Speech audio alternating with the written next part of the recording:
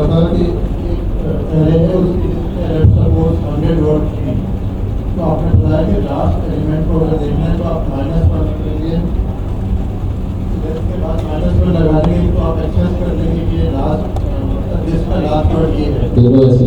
अच्छा सर, अगर मुझे सपोज से मुझे देखना है कि 49 नंबर पे क्या लिस्ट का नाम है, कि कौन सी लिस्ट में है, वो मैं कैसे एक्सेस करूँगा? अच्छा, ये मैं बताना चाहता नहीं हूँ आपके लिए होमवर्क, बिकॉज -1 किया है तो लास्ट मिल गया है, माइनस के बाद की वैल्यू बढ़ाते रहना, पीछे आप आते रहेंगे, मैंने बता दिए, बाकी आप घर में ट्राई करना। ओके ओके जी, सवाल?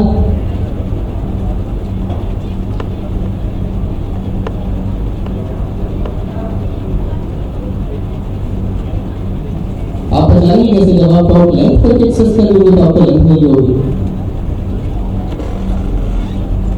सिंपल। आगे या आखिरी सवाल आपका, फिर आगे चलो। बिल्कुल यही सवाल था, -2 करेंगे, पीछे जाते रहेंगे तो और पीछे नहीं करेंगे। एक और तरीका है लास्ट एलिमेंट एक्सेस करने का, वो आप जरा घर जाकर एक्सप्लोर कीजिए, बिकॉज हमारा काम है डायरेक्शन देना, उसके ऊपर काम करना, उसको समझना, उसको अपने सेकंड नेचर बनाना आपका काम है। तो आपका काम भी हम कर देंगे तो मज़ा नहीं आएगा, अपना काम आप खुद करें। जी सर, आपने बताया कि अगर हमने फर्स्ट वाले को एक्सेस करना है तो हमने लिखा ग्रोसरी और फिर ब्रैकेट्स के अंदर 0, और अगर हमें लास्ट वाला करना होगा और हमें नहीं पता कि लिस्ट कितनी बड़ी है, जैसे 1000 की है, 2000 की है, हमें नहीं पता कि लिस्ट कितनी बड़ी है और हमें लास्ट वाले को एक्सेस करना है, तो हम कैसे करेंगे? स्टिल डॉट लेंथ क्या कर रहा है? डॉट लेंथ कर ही रहा है कि मुझे कुछ मैनुअल एफर्ट नहीं करनी पड़ रही, डॉट लेंथ खुद ही बता देगा कि what is the length of your an array, right? +1 करा दो। अच्छा, कुछ और पूछिए। जैसे 0 था ना, हमने 0 लिखा था, हमने आटा तो नहीं लिखा था, और लेंथ से ये आ रहा है कि लास्ट में बेसन है तो बेसन लिखा आ रहा है, ये नहीं आ रहा कि उसका नंबर क्या है। यही तो ट्रिक थी, यही तो करना था, यही तो मकसद था। क्या समझाता हूँ आपको? अगर मुझे यहाँ पे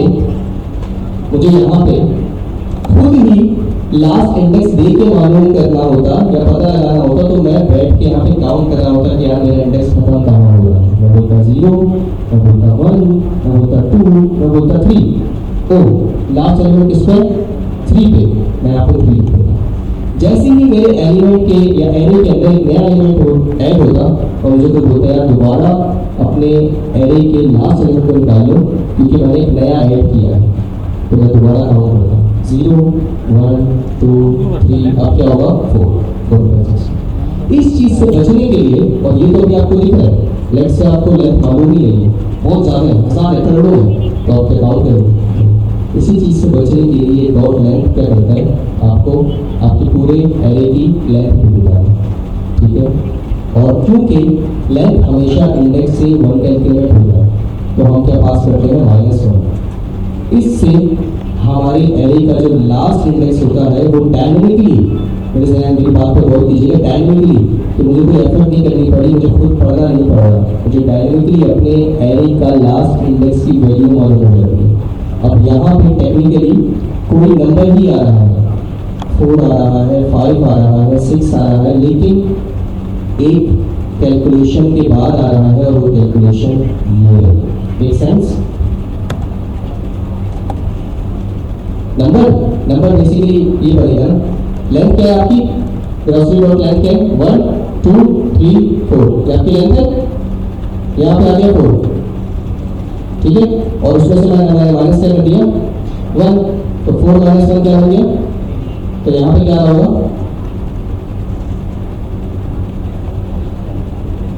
अगर आपको नंबर मालूम करना क्या नंबर है तो आप ये वाली चीज हटा दें, आप एक्सेस से लेके हटा दें, लेकिन मुझे अपने एलिमेंट एक्सेस करना है, आप बस ग्रोसरी डॉट लेंथ -1 कर दें, आपको पता चल जाएगा आपका लास्ट इंडेक्स कौन सा है। अब अगर मैं इसको रन करूँगा तो आपको दिखा दूँगा।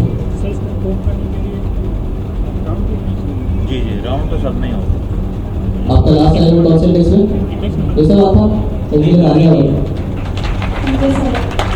जरा जोर से तालियां बजाएं, जवाब लगेंगे बात हो रही है। माइनस करना है ना। ठीक है, तो अच्छा सवाल है। अगर आपके पास ऐसे यूज केस है, आपके पास ऐसे कोई यूज केस होता नहीं है कि आपको ऐसे मालूम करना हो क्या मेरे एरे का लास्ट इंडेक्स की वैल्यू क्या है, ठीक है। अगर आपको करना है तो आप ऐसे कर सकते हैं, वही तरीका कि ग्रोसरी डॉट लाइन -1 कर दें, आपको अपने एरे का लास्ट इंडेक्स की वैल्यू पता चलेगी। और एक्सेस करना है तो वो एक्सेसिबिलिटी का जो सिंटैक्स है या फॉर्मूला है उसको फॉलो करते हुए एक्सेस कर सकते हैं। नहीं, मुझे जी जी मुझे करना ये कि ये निकालना है, तो उसको जो है ना ऊपर ले जाए यहाँ से यहाँ ले जाओ, नहीं सारे चलेंगे तो पता नहीं क्या बचेंगे। वो ही करना चाहिए, वो भी नहीं पड़ेगी, ठीक है। जो चीज़ नहीं पड़ी 4 हो जाएंगे। उसके अलावा भी ऑनियन दाल अपने अभी अकल ये है। की ढूंढने वाला है, अब ये ले सकते हैं, अब इंशाल्लाह आगे हाँ, करें, और भाई आगे चले, बस ये आपने सही घबरा नहीं गए रन करना। हाँ यार। उनका भी एक सवाल है, काफी सवाल है बोर्ड पे भी कंसोल पे फुल लग रहा है यार, नीचे क्या क्लिक सवाल है। नीचे क्लिक कर, यहाँ क्लिक कर। इट्स नॉट अ मैटर, ये बस एक्सेसिबिलिटी है, जो जिस तरह आप जीरो एक्सेस कर देंगे ना उसी तरह एक्सेस करेंगे, लेकिन एक डायनेमिक तरीके से एक्सेस करेंगे, तो ये कोई मैटर नहीं है। फिर पिछले कॉन्सेप्ट से दोबारा इंट्रोड्यूस करेंगे, नॉर्मल इंट्रोड्यूस हमें करेंगे, दोबारा मैं थोड़ा सा आपको पीछे लेके जाऊंगा। जब आपने फंक्शंस पढ़े थे, क्या पढ़े थे भाई? करना हो तो शिफ्ट लगा दे। तब आपने नई चीज पढ़ी थी नेस्टेड फंक्शन, क्या पढ़े थे? और नेस्टेड फंक्शन का क्या मकसद था? फंक्शन के अंदर फंक्शन, तो बेसिकली अगर इसको थोड़ी टर्मिनोलॉजी थोड़ी मुश्किल है कि भाई वो मल्टी डायमेंशनल है, टेक्निकली ये कुछ भी नहीं है। एरे के अंदर क्या है? एरे है, अगर आप ऐसा कोई तरीका देख रहे हैं या ऐसा कोई फॉर्मेट देख रहे हैं कोड के अंदर, तो वो चीज क्या कहलाएगी? Multi dimensional array. तो भाई एरे के अंदर एरे ही है। अब इसको टेक्निकली थोड़ा समझते हैं, क्योंकि ये दिखने में मुश्किल लगता है और आप घबरा ना जाए इसको देख के, इसलिए मैं आपको थोड़ा सा समझा देता हूँ। अब हम एक चीज, अभी तक हमने एक वेरिएबल बनाया था जिसका नाम था क्या चीज? Grocery, right. और उसके अंदर हमने कुछ वेरिएबल्स स्टोर कराए थे। आपने मुझे भी बताया कि वेरिएबल्स की टाइप क्या है? एरे ऑफ क्या है? Array of string. अगर मैं नीचे एक और एरे बना दूं, उसके अंदर मैं नंबर्स बोल दूं और मैं यहाँ पे 1 2 3 4 5 बोल दूं, तो ये एरे ऑफ क्या है? इसकी टाइपिंग हमने सीखी थी, इसकी टाइप कैसे होता है। तो वो टेक्निकली बड़ी सिंपल थी कि जिस तरह आप अपने वेरिएबल्स की टाइप देते थे, जब आपके वेरिएबल के अंदर लेट्स से स्ट्रिंग आने वाला है तो आप क्या लिखते थे? स्ट्रिंग। लेकिन यहाँ मुझे एरे मिलेगा, because it's not a string, it's going to be an array of string. तो आपने कुछ नहीं लिख देना, आपने अपने जो टाइप्स आपके एरे के अंदर स्टोर होने वाली है वो टाइप देने और आगे स्क्वायर ब्रैकेट नोटेशन दे देना कि भाई एरे होगा स्ट्रिंग्स का। Same goes for this thing, because this array holds numbers. तो बेसिकली मुझे कुछ नहीं करना, यहाँ पे आके मैं कॉलम दूंगा और नंबर्स और क्लियर। लेकिन मेरे प्यारे दोस्तों, अब मैं आप लोग को एक नई चीज इंट्रोड्यूस करवा रहा हूँ, वो है एरे ऑफ एरे। इसको हम बोल सकते हैं मैट्रिक्स। बचपन में आप लोगों ने मैथ्स के अंदर मैट्रिक्स पढ़ी थी? ये मत बोलना, नहीं पढ़ी थी। मैट्रिक्स क्या होता है? बेसिकली अरेंजमेंट होती है, रेक्टेंगुलर अरेंजमेंट होती है आपकी रॉस और कॉलम्स की, बस ये मैट्रिक्स होता है। ये सिंपल सी बात है कि भाई जो भी एक रेक्टेंगुलर फॉर्मेट आपको दिख रहा है जिसके अंदर आपकी रॉस और आपके कॉलम्स, दिखा भी देता हूं, ये पूरी लाइन जो जा रही है क्या है? रॉ। और ये लाइन जो जा रही है क्या है?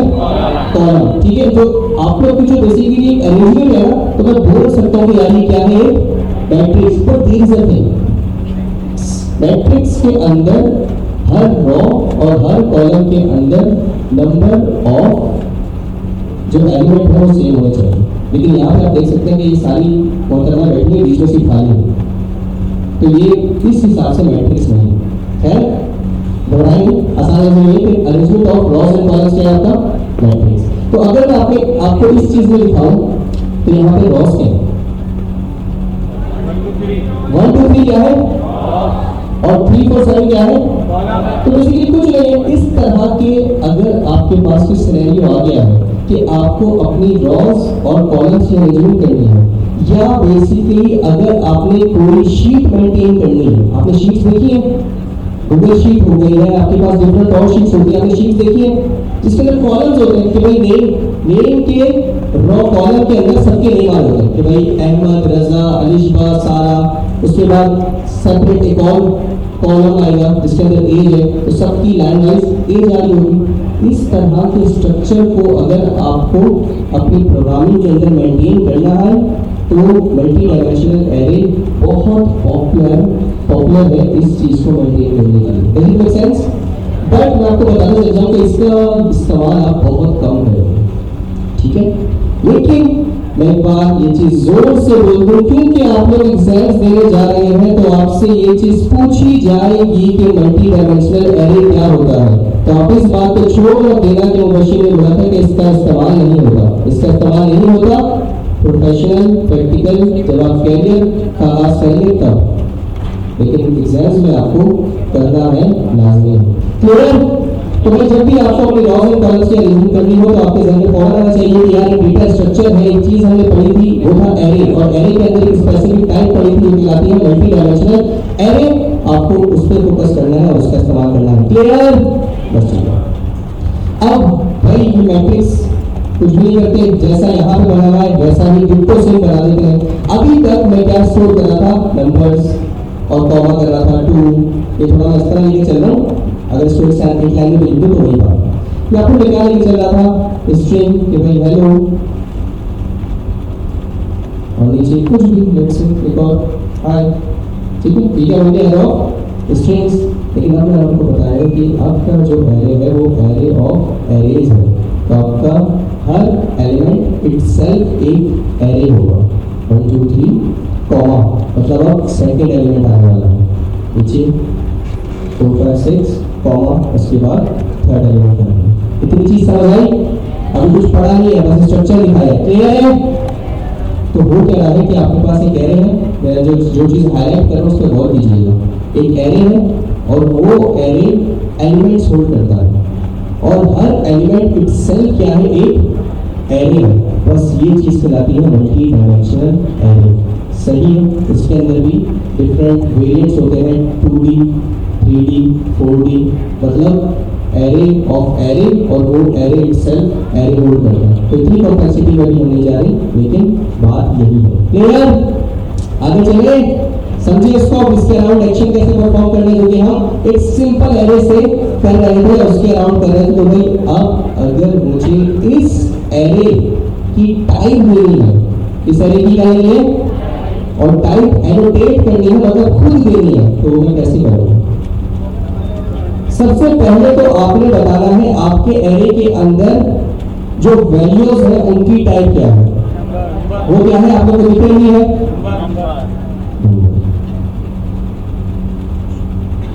नंबर किस चीज से इंक्लोज है, लेकिन ये जो नंबर ऑफ एरे है ये इटसेल्फ किससे इंक्लोज है? एक और एरे से।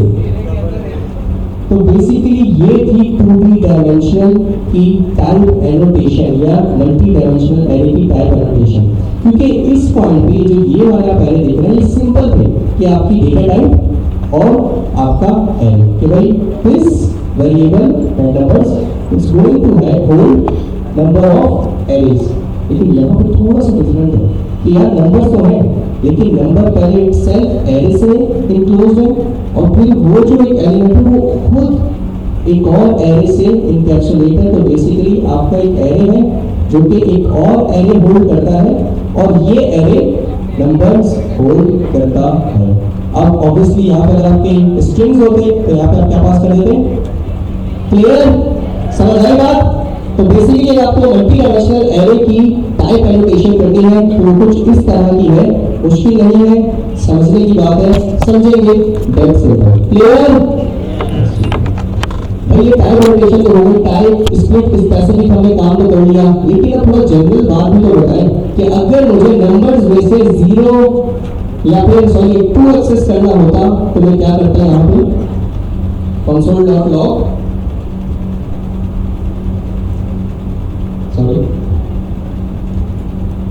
यहाँ पर अगर मुझे 2 एक्सेस करना है तो कैसे करूँगा भाई? बताओ, मिलके बोलो।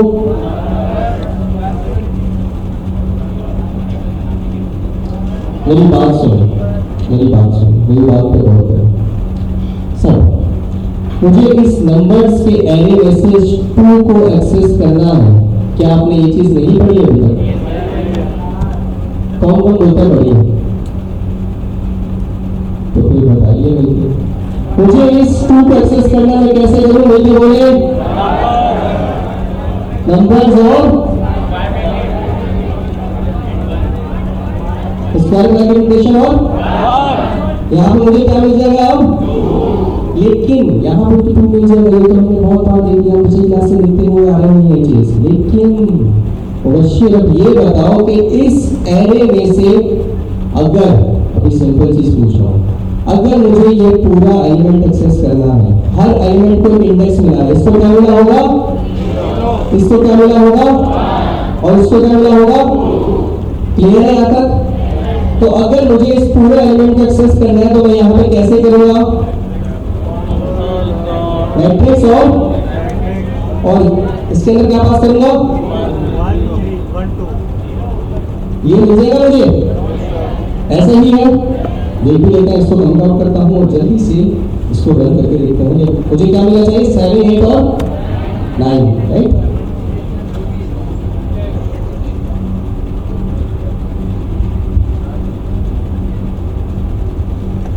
मिल गया 7, 8 और 9।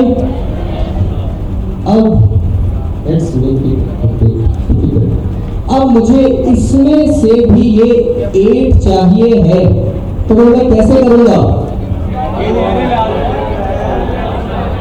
काफी को बता रहे, बिल्कुल सही बता रहे, लेकिन ऑब्वियसली मेरा फोकस वो नहीं है, मेरा फोकस वो है जिनको नहीं पता।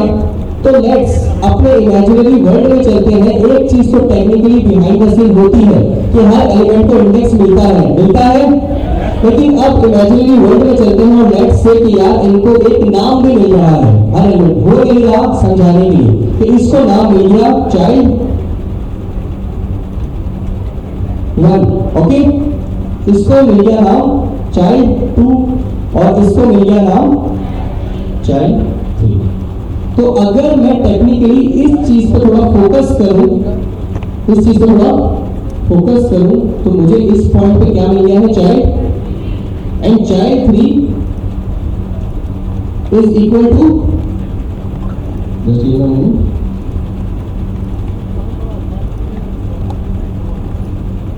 चाइल्ड 3 इज इक्वल टू, ऐसे ही है चाइल्ड 3। तो मेरे प्यारे भाइयों, अगर आपने इस पॉइंट पे इसको एक्सेस कर लिया है तो यही वाली नॉलेज को दोबारा इस्तेमाल करें और इसके 8 इंडेक्स को एक्सेस कर लें। अगर मैं आपको टेक्निकली समझाऊं तो आपने चाइल्ड 3 को एक्सेस कर लिया है, ऐसा ही है। अब मुझे चाइल्ड 3 के भी 8 वैल्यू को एक्सेस करना है, तो इसको क्या इंडेक्स मिला होगा? इसको क्या इंडेक्स मिला होगा? और इसको क्या इंडेक्स मिला होगा? तो चाइल्ड 3 1 मुझे मिल जाएगा 8। तो बेसिकली ये पूरी चीज चाइल्ड 3 को रिप्रेजेंट कर रही है। इसी के आगे मुझे एक और स्क्वायर ब्रैकेट नोटेशन लगाना है और इधर लिखना है 1। तो बेसिकली मैं किसको एक्सेस कर लूंगा? इसको चला के देख लेते हैं, फिर एक बार मैं दोबारा और आहिस्ता आराम इत्मीनान सुकून के साथ रिपीट करूंगा ताकि सबको समझ आए। हम क्या रिजल्ट देखना चाहते हैं? 8 मिल गया। चलो अब जरा दोबारा जल्दी से समझते हैं कि भाई हमने देखा है कि हमारे एरे के हर एलिमेंट को एक इंडेक्स मिलता है, भले वो कोई भी डेटा टाइप हो, उसके अंदर स्ट्रिंग हो, नंबर हो, बूलियन हो, और अभी के हिसाब से इटसेल्फ कोई एरे ही क्यों ना हो, इंडेक्स तो मिल रहा है। तो बेसिकली यहाँ पे फर्स्ट एलिमेंट का इंडेक्स मिला 0, इसको क्या मिला 1, इसको क्या मिला 2। और क्योंकि ये एरे है तो एरे अगर नेस्टेड है तो उसके एट्रीब्यूट्स में या उसकी फंक्शनैलिटी में कोई चेंजेस नहीं आ रहे, इनके भी हर एलिमेंट को उसी तरह इंडेक्स मिला होगा। कि इसको क्या मिला होगा, इसको क्या मिला होगा, इसको क्या मिला होगा, सेम गोस फॉर क्योंकि दोबारा एक नया एरे है तो इसके भी हर एलिमेंट को 0 1 2 0 1 2। Make sense? तो बेसिकली, और ये हमने हाइपोथेटिकली एक इमेजिनरी वर्ल्ड के अंदर खुद बोल दिया कि अगर एक नाम भी मिला हो चाइल्ड 1 चाइल्ड 2 चाइल्ड 3। तो बेसिकली अगर आपको अपने एरे के अंदर जो एरे है उसके किसी स्पेसिफिक एलिमेंट को एक्सेस करना है तो कुछ नहीं करना, आपको उसका इंडेक्स का पता होना चाहिए। लेट्स से मैंने 8 को एक्सेस करना है, तो सबसे पहले तो मैंने देखा कि यार ये इटसेल्फ कौन से इंडेक्स में मौजूद है, और ये कौन से इंडेक्स में था 2।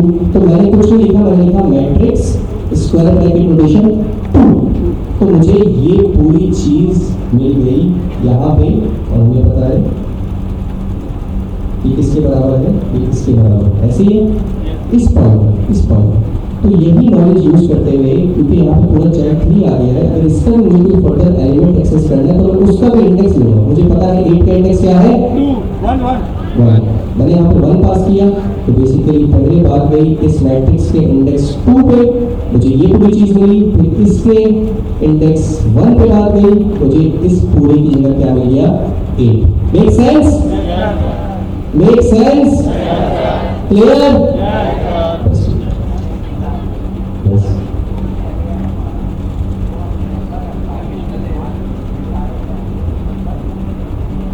ये आपकी टाइप बताइए, आपने क्या टाइप दी है। अगर यहाँ पे आप स्ट्रिंग दे देंगे, मैं आपको दिखा देता हूँ, लेट्स से मैंने यहाँ पे स्ट्रिंग पास कर दिया, तो मुझे एरर देगा कि भाई ये तमाम आपने नंबर भी पास कर दिए।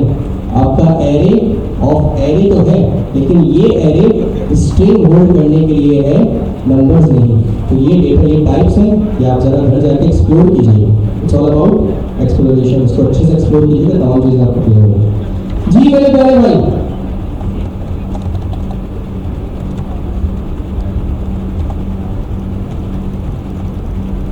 वन के बाद अगेन 1 में आ गया, 1 के बाद फिर 1 दे अगेन एरे में।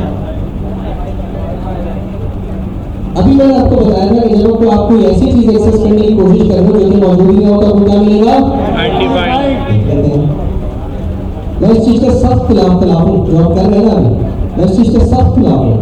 जब आपके जहन में कॉन्सेप्ट और कंफ्यूजन आती है ना, इसका पहली ये समझे, पहली सीढ़ी है कि आपको चीज समझ आ रही है। मैं बता दूंगा, आप घर जाके सीखेंगे नहीं, आप घर जाके खुद नहीं करेंगे। और ये सबसे खतरनाक और सबसे गलत बात है कि आपने अपने तमाम कंफ्यूजन मुझसे पूछ लिए।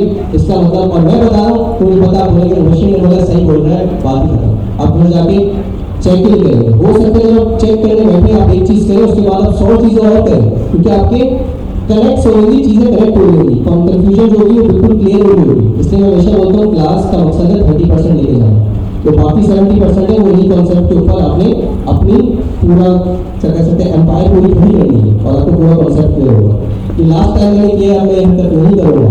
ओके, अनडिफाइंड आना चाहिए, because I am trying to access an element और index which is not there. Undefined आ गया? ओके, क्लियर, ठीक है भाई। इसके अलावा खेलना है और खूब ज्यादा खेलना है, ये चीज आपको क्रिस्टल क्लियर हो जाएगी। अब भाई इसके अराउंड पुश कैसे करना है, पॉप कैसे करना है, स्लाइस कैसे करना है, स्पैश कैसे करना है, भेजा कीजिएगा, कोशिश कीजिएगा, इंशाल्लाह सब होगा। अगर मैं आपको झूठ बोल रहा हूँ तो बस करेंगे, आप अपनी स्लाइड करें, अगला टॉपिक स्टार्ट हो गया, ठीक है। तो एक्सपेक्टेड नहीं क्लास में ये चीज़ आपको सिखाई है, ये आपने खुद सीखनी है, क्योंकि आपको इससे पहले ये तमाम चीज़ें बता दी गई है जी। अच्छा, घबराओ नहीं, है तो सवाल ही करना छोड़ दो, सवाल करो। कंफ्यूजन इस तरह की होती है कि कैसे ये या ये कर दे, ऐसे कर दे, वैसे कर दे, वो चीज़ें आपके लिए होती है। जो करवाया है उसमें भी कंफ्यूजन है खास। No, endless possibility, endless possibility. जब भी रॉज एंड कॉलम्स मैंने बोला, रॉज एंड कॉलम्स इटसेल्फ एक यूज केस है, और ये वक्त के साथ साथ चीज़ें करने के साथ साथ आता है कि यार ये पॉइंटर मुझे क्या यूज करना चाहिए, ठीक है। रॉज एंड कॉलम्स है तो चलो मल्टी डायमेंशनल नाम की चीज़ें उसको इस्तेमाल कर सकते हैं। इसी तरह और भी बहुत सारी चीज़ें हो सकती हैं जो आप मल्टी डायमेंशनल एरे के बाद कर सकते हैं, लेकिन अभी के लिए रॉज एंड कॉलम्स लेके चले, वक्त के साथ साथ आपको और चीज़ें पता चलेगी, अच्छा ये है, ये चीज़ इस्तेमाल करें। तो या because it's going to be an array of array, और उस एरे के अंदर आपके फर्दर जो वैल्यूज है वो होंगी, ठीक है sir. Yes yes sir, type script को कैसे पता चलेगा कि 2 जो है हमने रो में से लिया और 1 जो है वो कॉलम से लिया? इसमें टाइप स्क्रिप्ट तो कोई बात ही नहीं है, इसमें तो हमने वो कॉन्सेप्ट जो अभी तक हमने पढ़े हैं वो है, मैं बताता हूँ आपको। आप यहाँ पे रो और कॉलम एरे के लिए नहीं है, वो हमारे लिए है, हमारा डेटा स्ट्रक्चर मेंटेन करने के लिए है। एरे के लिए ये इटसेल्फ पूरा एक एलिमेंट है जो कि 0 इंडेक्स पे मौजूद है। ये पूरा एलिमेंट जो है वो एक खुद एरे है जो कि 1 इंडेक्स पे मौजूद है।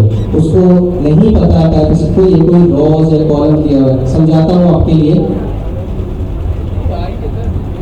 मैं यहाँ पे लिखता हूँ let user name is equal to string. Type इसको इससे कुछ लेना देना है कि मैं कोड्स के अंदर क्या वैल्यू लिखूँ, पहले वर्षिक लिखूँ, यहाँ लिखूँ, संज्ञा लिखूँ, सारा लिखूँ, कुछ भी लिखूँ, टाइप इससे कुछ लेना देना है नहीं। टाइप इसको इससे लेना देना है कि ये अब स्ट्रिंग ही होना चाहिए। ये कैसी वैल्यू होनी चाहिए क्योंकि सिंगल कोट से डबल कोट से इनकैप्सुलेट हो। क्यों? क्योंकि इसको बोला गया है ये स्ट्रिंग इन नेचर है। अब अगर मैं यहाँ पे 1 2 3 दूंगा मुझे एरर मिलेगा। Same goes for this thing. Type इसको से कुछ लेना देना नहीं कि आपने क्या सोच के एरे बनाया, आपने इसको रॉस बोल दिया या इसको कॉलम बोल दिया, ये आपकी आसानी के लिए, आपका आगे डेटा मेंटेन करने के लिए। एरे उसी तरह वर्क कर रहा है, जो भी दिया है वो 0 पे ही है, जो दूसरी वैल्यू है वो 1 पे ही है, और जो तीसरी है सो ऑन, उसका इंडेक्स बढ़ते चले जाएंगे। यस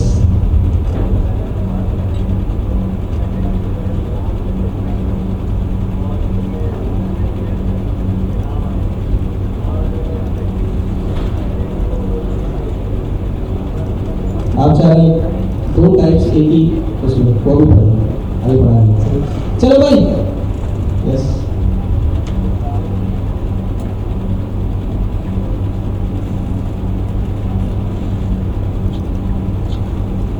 अच्छा हाँ, एक चीज अच्छी बता दी, आप लोग कंफ्यूज हो गए भाई। ये कोई तरीका नहीं है कि आप इसी तरह हमेशा एरे बनाएं, जिस तरह आप लोग पहले ही बताया था। ये जो फॉर्मेट है ये मेरी आसानी के लिए, मैं पूरी चीज को एक लाइन में लिख सकता हूँ ऐसे, समझ रहे? ये बात मैं पहले की क्लास में मैंने पता नहीं किसी को बताई थी। ये जो मैं फॉर्मेटिंग करता हूँ ये मेरी आसानी के लिए, या मेरे फेलो डेवलपर जो मेरा कोड देखे उनकी आसानी के लिए, उनको पता चल आएगा ऐसे काम हुआ। बट अगर मैं इसको एक लाइन में इस तरह लिख दूँ, बात वही है।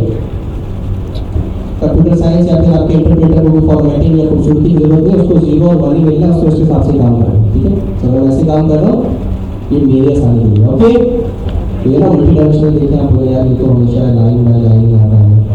चलो मैं आप लोगों को मल्टी डायमेंशनल एरे का टॉपिक यहाँ पे समाप्त होता है। अब मैं आप लोग को एक होमवर्क देने जा रहा हूँ, और वो होमवर्क है आपके लिए टपल्स। क्या है ये? आप लोग के लिए होमवर्क है। आप लोग माशाल्लाह भूल जाते हैं तो उसको भले लिखते हैं, इसकी स्पेलिंग है TUPLES, भूलिएगा नहीं। आप लोग का होमवर्क है, लास्ट क्लास में कहीं से भी कोई भी स्टूडेंट्स खड़ा कर दिया जाएगा और उससे पूछा जाएगा कि बताओ नंबर क्या होता है, नहीं बताएंगे तो फिर हाँ आपको बताएंगे। अच्छा, टपल्स ऑब्वियसली गाइडेंस बहुत जरूरी होती है, होस्टिंग में भी आप लोग को थोड़ा गाइड किया गया था, आपने कर लिया। आपके एरे के अंदर अगर मैंने बता दिया कि भाई this array is going to be an array of string, तो अब इस एरे के अंदर भले एक एलिमेंट हो, 100 एलिमेंट हो, 10 एलिमेंट हो, या फिर 1000 एलिमेंट हो, मेरे पास कोई रिस्ट्रिक्शन नहीं है। जितने चाहो उतने एलिमेंट स्टोर कर सकता हूँ, ठीक है? लेकिन when it comes to tuples बोलता है मेरी जो साइज है या मेरी जो लेंथ है वो फिक्स्ड होती है। 2 होगी तो 2 ही एलिमेंट एक्सेप्ट करूंगा, 3 बोलोगे 3 ही एलिमेंट एक्सपेक्ट करूंगा, 5 बोलोगे 5 ही करूंगा, इससे ज़्यादा नहीं करने दूंगा। अब ये देखिएगा कि ज़्यादा करेंगे तो क्या होगा, कम करेंगे तो क्या होगा, ये आपका काम है। मेरा काम, या मैंने जो आपको थोड़ी सी चीज़ बताई वो ये है कि एरे की लेंथ डायनेमिक होती है। आपने बस अपने एरे की टाइप बता दी, उसके बाद आप जितने भी एलिमेंट स्टोर कर रहे हैं कर सकते हैं, लिमिटेशन नहीं है। लेकिन when it comes to tuples आपको अपने एरे की स्पेसिफिक साइज बताना पड़ता है और वही साइज मेंटेन होता है। क्लियर? बस आप इसके अराउंड पढ़ लीजिएगा कि क्या और चीज़ें हैं जो आपको पढ़नी चाहिए। बिल्कुल इसकी जो लेंथ है उसकी लिमिट है, आसान लगेगा। क्लियर? ये आपके लिए होमवर्क है भाई, इसको एक्सप्लोर करना है, इसका कोड करना है, लिंक को पोस्ट करना है और समझ के आना है। लास्ट क्लास में पूछा, अगली क्लास में पूछा जाएगा आप लोगों से। क्लियर?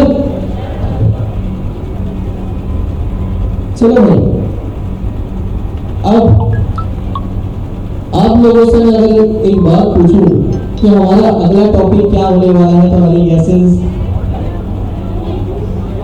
ऑब्जेक्ट्स। नहीं बताओ मतलब कौन कौन बोलता है लूप्स?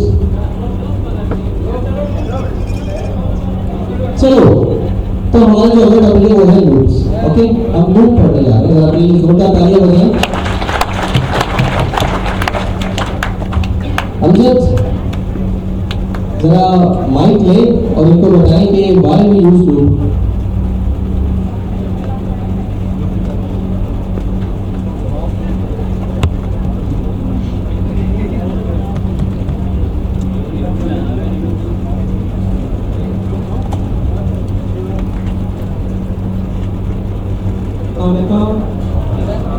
जैसे कि पिछले थोड़ी देर में आप लोगों को बताया था कि बात शक्ति करनी प्रेसेस में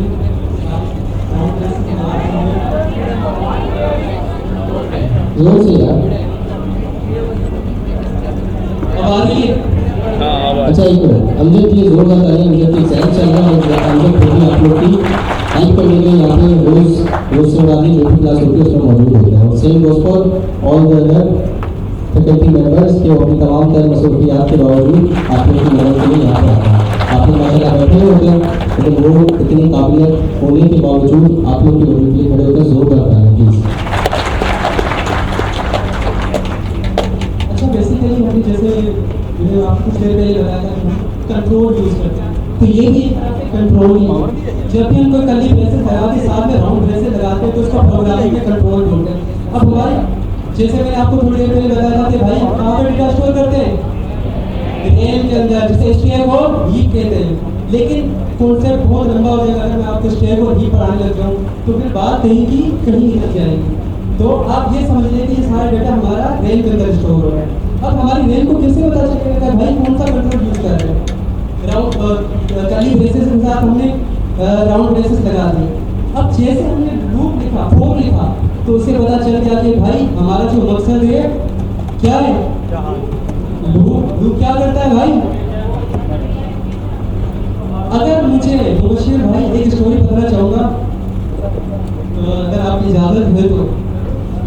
मेरा एक दोस्त है, वो फर्स्ट सेमेस्टर में मुबशिर शेयर कर सकते हैं, जो आपने बताई स्टोरी स्टेज पे आके गया था। अच्छा भाई मेरा एक दोस्त मना कर दिया, मना कर दिया, मना कर दिया।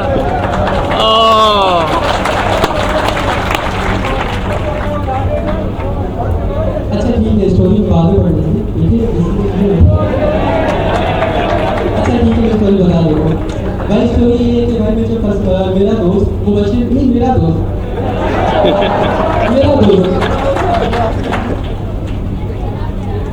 हाँ इसको नहीं करते भाई। देखो बेसिकली हमें कोई भी चीज़, अगर हमें 1 से लेकर 5 तक कोई चीज़ प्रिंट करवानी है, तो हम क्या करेंगे? फंक्शन तो ही लिखेंगे, बेसिकली हम लूप ही लिखेंगे। तो लूप का काम होता है कि एक चीज़ को मल्टीपल स्टेप में अगर करवाना है तो लूप यूज़ करते हैं। हाँ अगेन अगर मुझे 1 से लेकर 100 तक लिखवाना हो, प्रिंट करवाना हो, तो उसके लिए हम लूप ही यूज़ करेंगे। अगर हम बार बार कंसोल करते रहेंगे तो कोड बहुत बेसी और बल्कि हो जाएगा। तो थैंक यू सो मच। जोर से तालियां भाई।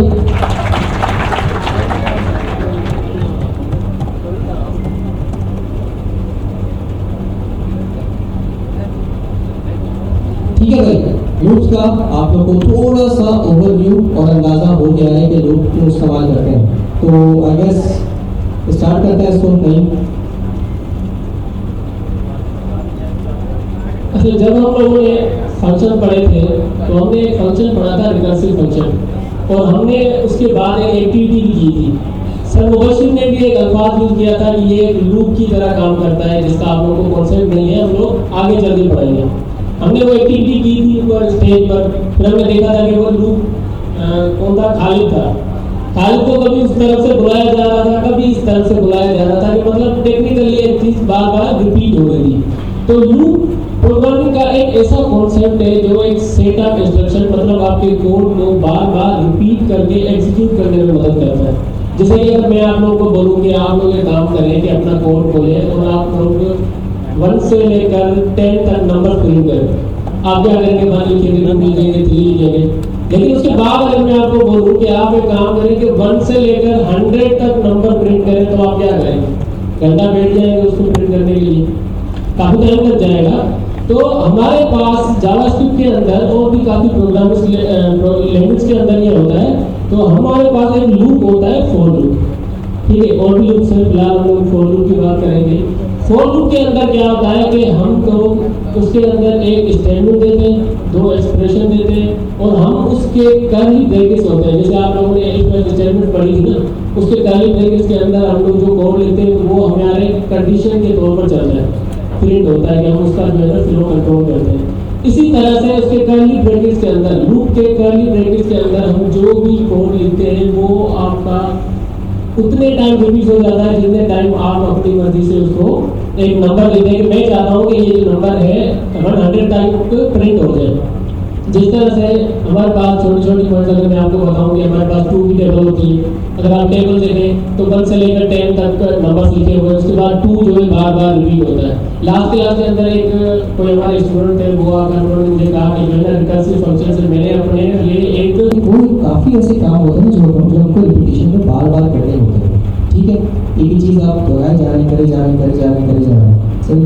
तो अगर ऐसी चीज को मुझे प्रोग्रामेटिकली हैंडल करना है तो यार इसके लिए मेरे पास कोई कॉन्सेप्ट या कोई चीज मौजूद है, बिल्कुल आपके पास मौजूद है, और उसमें जो कॉन्सेप्ट है वो कहलाता है लूप। अब जिस तरह आपने फंक्शंस पढ़े थे, क्या फंक्शन का कॉन्सेप्ट तो सेम ही था, लेकिन फंक्शन बनाने के आपके पास 3 तरीके थे, फंक्शन डेफिनेशन था, एरो फंक्शन था और एनालिसिस फंक्शन था।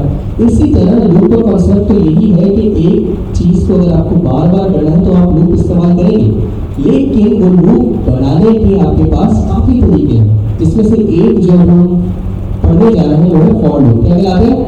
For loop. तो मकसद इसका यही है कि आपको रिपीटेशन में कोई काम करना है, अब आपने उसके फॉर्मेट पर गौर करना है और उसके एट्रीब्यूट्स पर गौर करना है। मकसद आपको समझ आ गया है कि अगर आपको एक काम बार बार करना हो, क्लियर? ठीक, तो भाई कुछ भी नहीं है, दैट सिंपल। गौर करेंगे तो आपको बिल्कुल समझ आएगा, ऐसे हो भी नहीं सकता आपको समझ ना आए, माशाल्लाह आपको समझ आ रही है। तो अगर मैं आप लोग को यहाँ पे दिखा रहा हूँ एक एग्जाम्पल, तो आपको यहाँ पे दिख रहा है फॉर लूप, बहुत सिंपल मैं कर लूँगा, इसको मैं खुद यहाँ पे बनाता हूँ और आपको दिखाता हूँ। ये वो सेंटेंस है जिससे आप पहले ही आशना है, सही। तो जिस तरह फंक्शन बना रहे थे, फंक्शन का कीवर्ड देते थे, अगर हमें इफ एल्स की किसी कंडीशन में जाना होता है तो हम इफ एल्स देते थे। सेम गोस फॉर अगर आपने लूप बनाना है और वो लूप फॉर लूप है तो आप फॉर का कीवर्ड देंगे, दैट्स इट, कोई अल्टरनेट वे नहीं है, फॉर तो लिखना ही लिखना है, ठीक है।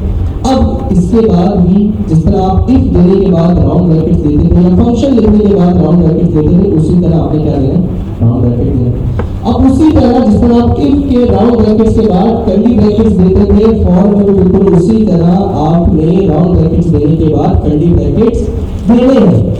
ये सेंटेंस है, ये फॉर्मेट है, इसका रट्टा मार लो, समझ लो, इट्स ऑल ओके।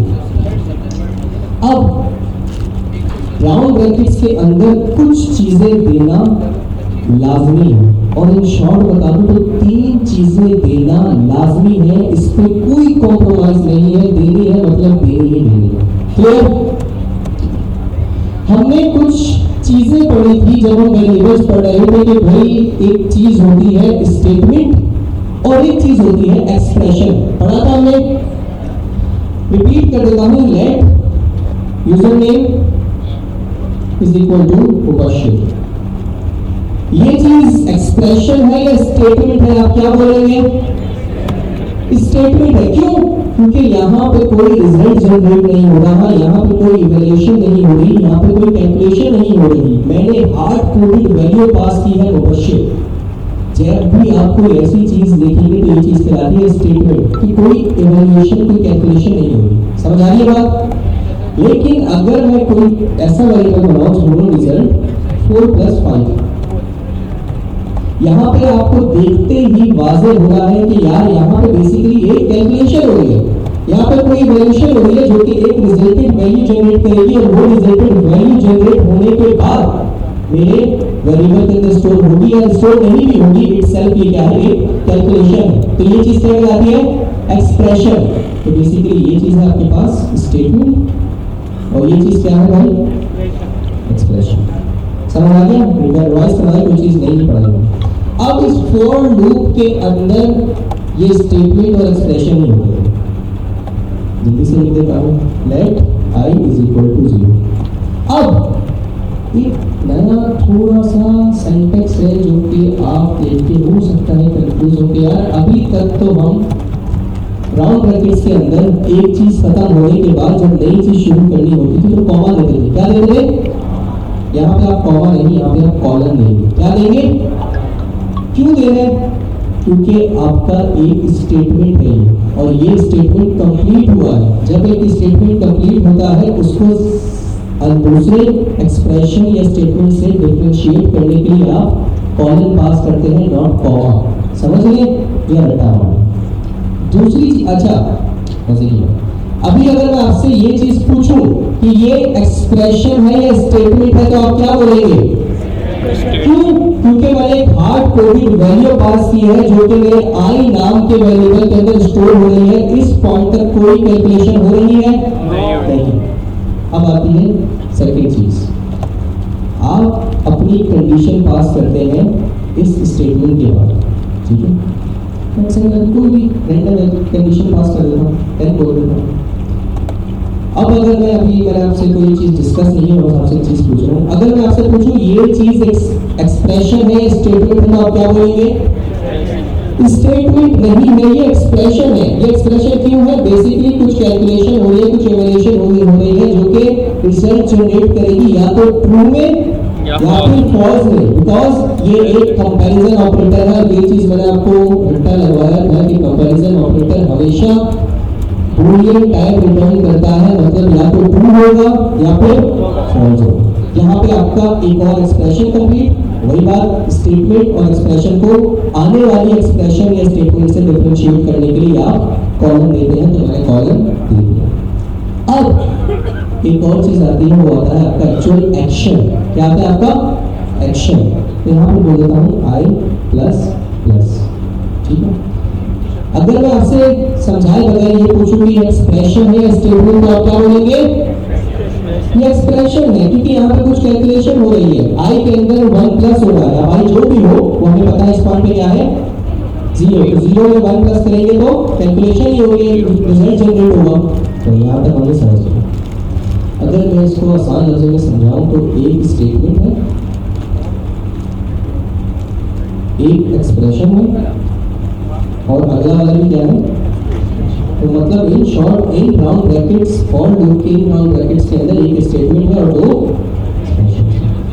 अब एक्चुअली स्क्वायर ब्रैकेट आ गया। हमेशा बोलते हैं स्क्वायर ब्रैकेट आपकी खेलने की जगह है। जो भी आप करना चाहते हैं आप इसके अंदर करें। जितना भी कंटेंट अभी तक आपने कवर किया है, पढ़ा है, वो आप यहाँ पे सब डाल दें और सीखेंगे यार चीज़ें वर्क कैसे करती हैं।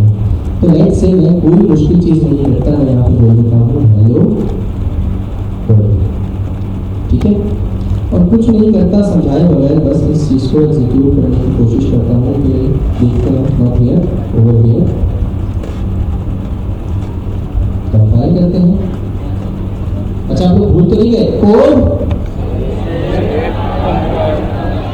क्योंकि परसों मेरे पास एक स्टूडेंट की क्यूरी आई थी, उसने एक गलती की थी, उसने अपना फाइल सेव नहीं की। मैं बोला भाई सेव करो। आई डोंट नो कौन सी क्लास का है, टाइम शो उस क्लास का नहीं होगा। जिस भी क्लास करना उन्हें बता दिया। क्या हुआ भाई? ये हेलो वर्ल्ड लिख रहे हैं आपको? मैंने कितनी बार लिखा है यहाँ पे? नहीं, मैंने हेलो वर्ल्ड एक्सप्लिसिटली कितनी बार लिखा है? एक बार। ये फॉर लूप की सलाहियत थी, क्योंकि वो लूप था, वो उसको बार बार करने की सलाहियत रखता है। अब भाई बार बार कितनी बार? वो ये वाला एक्सप्रेशन बता रहा है कि कितनी बार। अब फॉर लूप का आपने सिंटेक्स तो समझ लिया, लेकिन ये ईच इंडिविजुअल चीज चलती कब कब है, अगर इसको और तोड़े और अच्छे समझे तो भाई किस तरह वर्क करता है, ये समझ आ गई, जिंदगी आसान है, एंजॉय। तो मेरे प्यारे दोस्तों, जब मैंने अपनी फाइल को कंपाइल किया, वो जावास्क्रिप्ट के अंदर कन्वर्ट हुई, मैंने अपनी जावास्क्रिप्ट फाइल को, यार मेरे यहाँ पे कोई आके मेरे पास बैठा है, डर लगता है। एनीवे, मैंने अपनी फाइल को फिर जावास्क्रिप्ट को रन किया तो मेरा इंटरप्रेटर ऊपर से चलना स्टार्ट हुआ, लाइन 8, लाइन 9, लाइन 10, 11, 12, 13, 14, 15। आखिरकार मेरा इंटरप्रेटर कहाँ पे आया, लाइन नंबर 16 पे। उसने देखा यहाँ पे फॉर है और वो उसको पता चल गया कि फॉर कोई आम चीज नहीं है, मेरा एक रिजर्व कीवर्ड है, मुझे पता है फॉर इटसेल्फ क्या है, लूप है।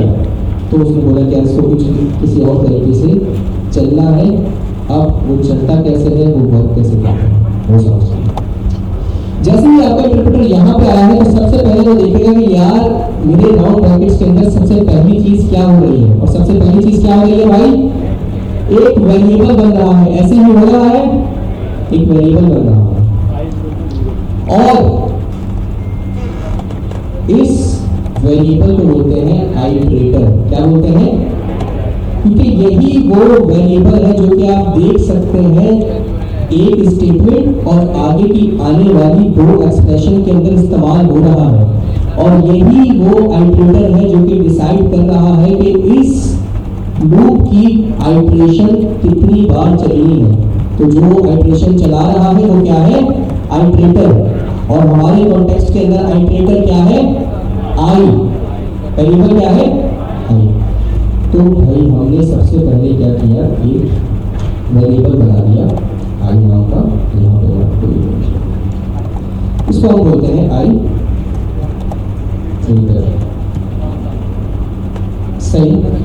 तो सबसे पहले अगर मैं ऑर्डर वाइज बात करूं तो सबसे पहले क्या चीज एग्जीक्यूट हुई है, आइटरेटर वाली चीज, आपका वेरिएबल इनिशियलाइज हुआ है, ऐसे ही हुआ है।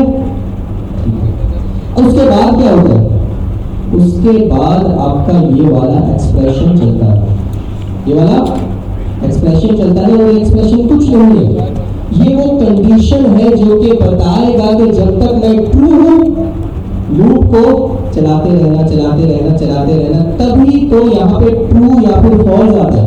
अगर ट्रू आ रहा है इसका मतलब है चलाते रहो, जैसे ही फॉल्स आया इसका मतलब लूप से बाहर आ जाओ, इख्तिताम करो लूप को। तो सबसे पहले क्या चीज चली भाई, आपका ये iterator.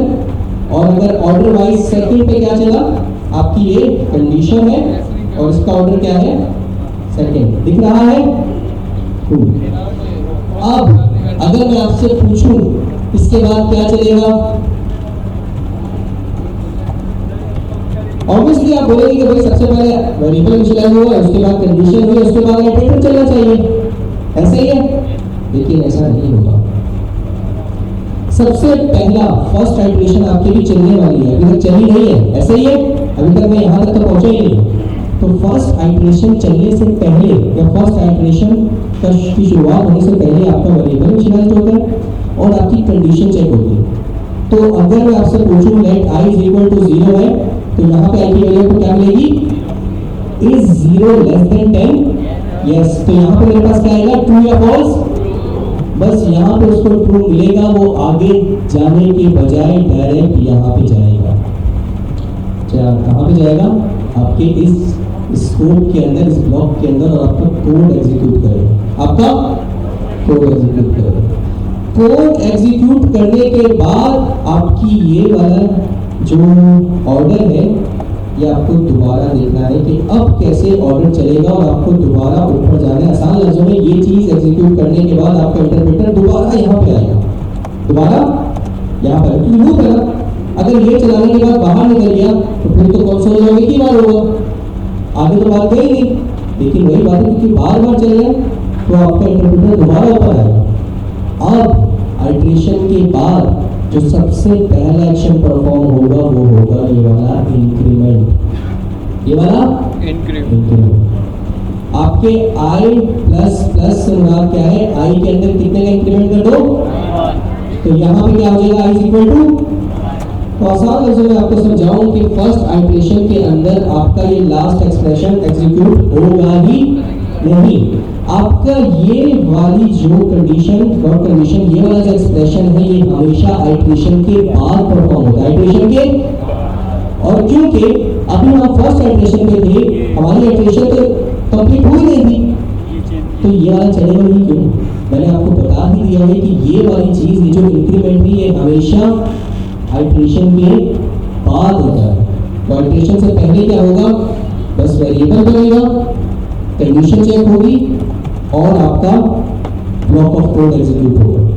Block of code execute हो गया, इससे मुराद ये है आपकी आइट्रेशन कंप्लीट हो गई। एक आइट्रेशन कंप्लीट हो गई। एक आइट्रेशन कंप्लीट होने के बाद एक एक्शन परफॉर्म करना है, जो कि आपका आइट्रेटर है, उसके ऊपर एक एक्शन परफॉर्म करना है, और वो एक्शन क्या है, i+1। तो बेसिकली अब आपका i 0 था, उसके अंदर 1 करते तो क्या बन गया 1। दो ये बहुत दूर होती है, कोई चलो आजाद हो जाए, फिर आपको थोड़ा एडजस्ट करें जितनी चीजें बताएं।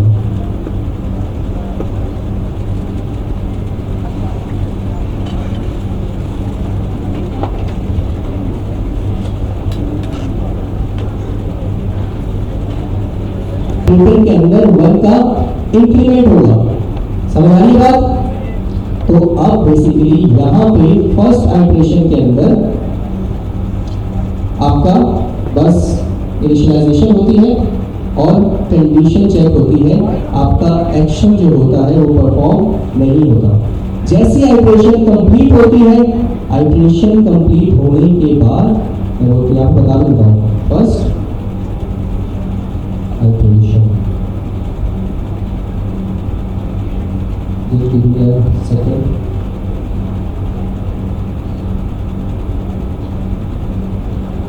और उसके बाद जितनी भी आइट्रेशन होंगी, जो ऑर्डर होगा वो सबसे पहले हमेशा आपकी ये वाली कंडीशन चलेगी, जो कि कहलाता है आपका एक्चुअल एक्शन, और हमेशा इसका ऑर्डर फर्स्ट होगा। समझ रहे बात मेरी। फर्स्ट आइट्रेशन में आपका वेरिएबल इनिशियलाइज होगा और लीड सबसे पहले इनिशियलाइज होगा, और जो सेकंड चीज होगी वो आपकी कंडीशन चेक होगी। लेकिन जैसे ही आपकी इटरेशन कंप्लीट हो जाएगी, उसके बाद जो फर्स्ट एक्शन परफॉर्म होगा, नाम से ही एक्शन जो परफॉर्म होगा, तो भाई इटरेशन को कंप्लीट करने के लिए क्या करना है, तो बेसिकली आपका ये वाला एक्शन परफॉर्म होगा, और फिर जो सेकंड काम होगा वो आपका कंडीशन मीट होगी, और ये वाली चीज आगे की किसी भी आइट्रेशन में नहीं चलेगी। That's it. क्यों? क्योंकि अगर ये हर आइट्रेशन में चलेगी तो ये तो हर बार i को 0 करती रहेगी, i0 और आपका जो लूप है वो इनफाइनाइट चलता रहेगा। आइट्रेटर बना दिया, उसको लूप के अंदर इंट्रोड्यूस करवा दिया, अब बस आगे की हर आइट्रेशन में उस आइट्रेटर के अराउंड एक्शन परफॉर्म करना है, जो कि 1 का इंक्रीमेंट है, और उस आइट्रेशन को चेक करते रहना है कि यार कब तक ये आइट्रेटर मेरी कंडीशन को सेटिस्फाई कर रहा है। बस क्लियर। अब एक रट्टा लगवा देता हूं, फर्स्ट आइट्रेशन में इसका फर्स्ट ऑर्डर है और इसका सेकंड ऑर्डर है, एक्शन परफॉर्म नहीं होगा। आगे की आने वाली हर आइट्रेशन के अंदर इसका फर्स्ट ऑर्डर है, इसका सेकंड ऑर्डर है, ये नहीं चलेगा। मतलब फर्स्ट आइट्रेशन से पहले थर्ड स्टेप कटाओ, फर्स्ट आइट्रेशन के बाद कटाओ, बीच वाला सेकंड जो स्टेप है वो हमेशा सेकंड ही रहेगा। बस आने वाली और शुरू के आइट्रेशन में ऑर्डर फर्स्ट और थर्ड का स्विच होता रहेगा। फर्स्ट आइट्रेशन में ये पहले चलेगा, आगे आने वाली हर आइट्रेशन में ये पहले चलेगा, और इसका ऑर्डर हमेशा सेकंड ही रहेगा। और एक और चीज, फर्स्ट आइट्रेशन में ये चीज एग्जीक्यूट होगी, ये एग्जीक्यूट नहीं होगी। आने वाली हर आइट्रेशन के अंदर एक्शन परफॉर्म होगा, वेरिएबल इनिशियलाइज नहीं होगा। क्लियर? इसको कॉपी पे लिख ले, जहन में बिठा ले और इसको चला के देखें। हर एक इस ऑर्डर के पीछे एक वाकई मकसद है। अगर आप इसका ऑर्डर चेंज करेंगे तो आपको अनएक्सपेक्टेड आउटपुट मिलेंगे। ऑब्वियसली आप इसका ऑर्डर चेंज नहीं कर सकते, लेकिन अगर आप चाहें, मेरे पास कंट्रोल है, मैं इसका ऑर्डर चेंज करूं, तो आपका आउटपुट भी अजीबोगरीब भी होगा, वो एक्सपेक्टेड नहीं होगा। Make sense? अब मैं अगर आपको जल्दी से ड्राई रन करके दिखाऊं तो बेसिकली अगर आप कंसोल पे लिखें और हेलो वर्ल्ड मेरे साथ गिने, 1 2 5 6 7 8 9 10, 10 बार हेलो वर्ल्ड आएगा। अब देखते हैं कि भाई ये 10 बार हेलो वर्ल्ड आया कैसे था, मकसद क्या था, थोड़ा आराम से इसको लेके तो चलते हैं। तो भाई आपने अपनी फाइल को कंपाइल किया, टाइपस्क्रिप्ट से वो जावास्क्रिप्ट के अंदर गई और अब आपने node-app.js चलाई, आपकी जावास्क्रिप्ट चलना स्टार्ट हुई, आपका इंटरप्रेटर आया, लाइन नंबर 2, 3, 7, 8, 15, जैसे ही लाइन नंबर 16 पे आया तो देखा कि लूप है। चलो लूप में क्या करना है, सबसे पहले एक आइटरेटर इनिशियलाइज कर दो, कर दिया, i is equal to active रहना, कनेक्टेड रहना, समझ आ गया, पार हो गए।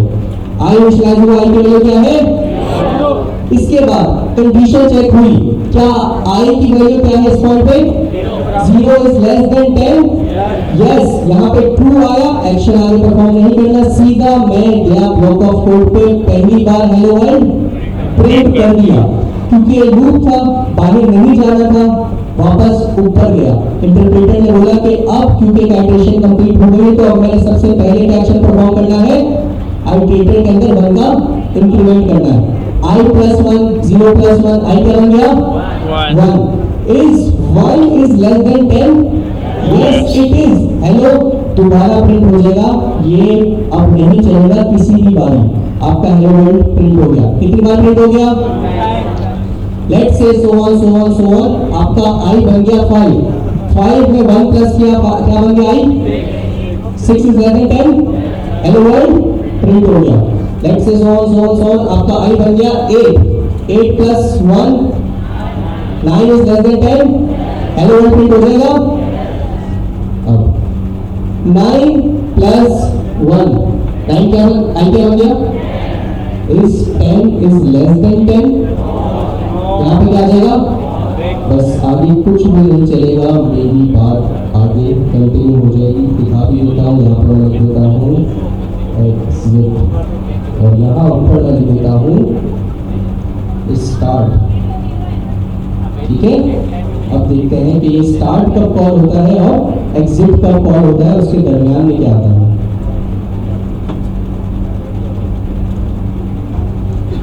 स्टार्ट दिख रहा है, उसके बाद हेलो वर्ल्ड जो अभी मैंने सिखाया है, हम मिलकर समझा है कि उसी तरह हेलो वर्ल्ड 10 बार प्रिंट हुआ और उसके बाद जब i के अंदर जब i 9 था उसके अंदर 1 का इंक्रीमेंट हुआ और फिर चेक किया गया कि क्या 10 is less than 10, no it's not, तो बस ये लूप यहाँ पे एग्जिट हुआ और मेरे पास ये वाली लाइन या आगे का जितना भी कोड होगा उसकी एग्जीक्यूशन स्टार्ट हो जाएगी। क्लियर, समझ आया, आसान था, बस ऑर्डर समझना है, ऑर्डर समझ आ गया, लूप और फॉर लूप इसमें और कुछ भी नहीं है, मकसद हमें पता ही है कि हम लूप किस लिए यूज करते हैं। क्लियर, चलो आपने तालियां बजाएं जोरदार में। अब आपके सवाल की बारी है, जिसका सवाल है वो सवाल करें, लिख के इधर 10 कर दूं, इधर लेस देन की जगह ग्रेटर देन कर दूं, इधर इक्वल टू लगा दूं, ये सवाल मत कीजिएगा, मैं आपके ऊपर स्प्रूव होता हुआ आऊंगा।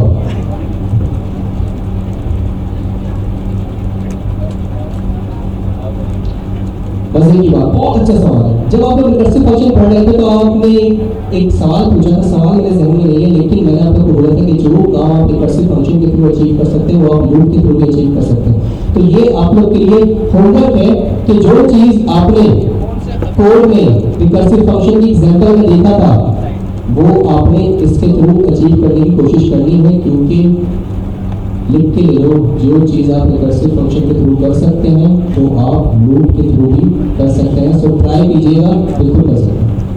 और कोई सवाल, एनी क्वेश्चन? यार पीछे माइक चाहिए होगा मुझे, माइक का सवाल, हाँ जरा हैंड रेज़ करें दोबारा।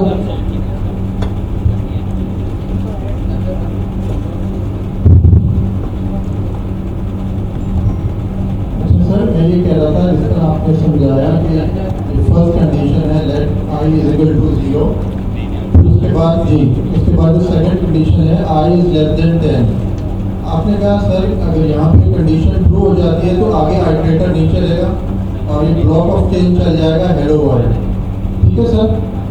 अगर ट्रू होगा तो आइटरेशन चलेगी, अगर ट्रू होगा तो चलेगी, यस, फॉल्स होगा तो नहीं चलेगी, तो बराबर। अच्छा ठीक है, वो इसी मतलब 10 को प्रिंट कर बिल्कुल, क्योंकि तब तक आई की जो वैल्यू थी वो 10 से नीचे ही चल रही थी, जैसे ही वो 10 हुआ फॉल्स हुआ तो आपका ऑपरेटर एग्जिट करेगा। Thank you sir, thank you.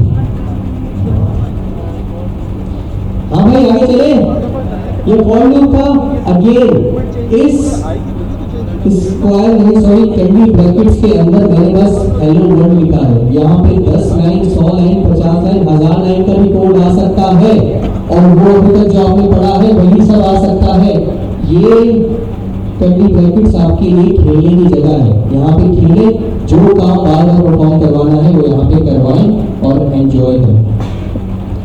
चलिए भाई, आप अपने फॉर लूप समझ लिया, जबरदस्त का फॉर लूप समझना कि कुछ नहीं है, एक लूप है और उसके एक स्पेसिफिक सिंटैक्स है। अब जिस तरह एक फॉर लूप है इसी तरह और भी लूप है। दोबारा रिलेट करेंगे, इस तरह फंक्शन था और भी फंक्शन बनाने के तरीके थे, लेकिन जो मकसद था वो एक ही था। अभी भी जो मकसद है वो एक ही है, बनाने के लूप तरीके बहुत सारे हैं।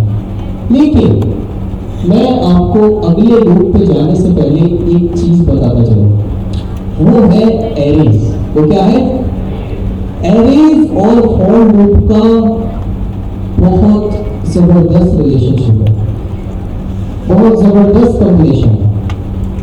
जो भी एरे आपको मिले और आप बोले कि यार मुझे इसके हर एलिमेंट पे कोई एक्शन परफॉर्म करना है, और ऑब्वियसली क्योंकि हर एलिमेंट का एक्शन परफॉर्म करने और एक्शन की नेचर भी सेम है, एक्शन की नेचर भी सेम है। फॉर एग्जांपल मैंने बोला है कि भाई अस्सलाम वालेकुम, सही है।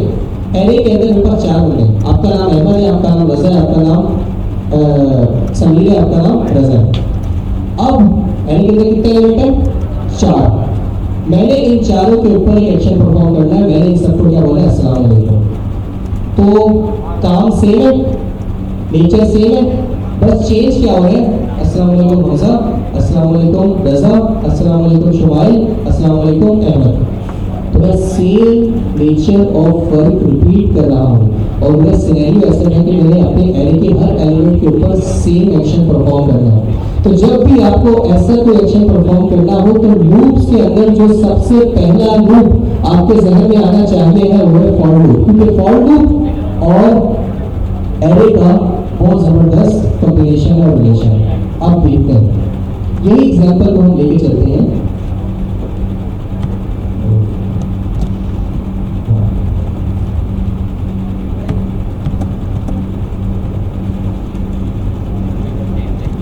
ठीक है, तो अभी हमने पढ़ा है उसी को लेके चलते हैं और उसी की एग्जांपल को फॉलो करते हैं। ठीक है, लेट स्टूडेंट से बोलो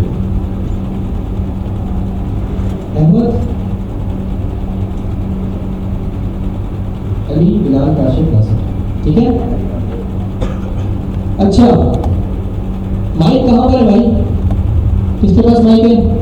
इमरान भाई आपके बिल्कुल सामने जो पीछे बैठे हैं, पीछे पीछे पीछे, ये black check, black and white check shirt जो है फ्रंट पे, black and white check left. चलिए जी मेरे भाई, मैंने अपना एक वेरिएबल बना दिया जिसके अंदर मैंने एरो ऑफ स्ट्रिंग पास कर दिया। मुझे वेरिएबल को एनोटेट करना है ताकि ट्रांसलेटर को पता चले कि इसके अंदर एक एरे आने वाला है और उस एरे के अंदर सिर्फ स्ट्रिंग्स आने वाले हैं। तो मैं कैसे एनोटेशन करूंगा? टाइप एनोटेशन कॉलन डाल के फिर स्ट्रिंग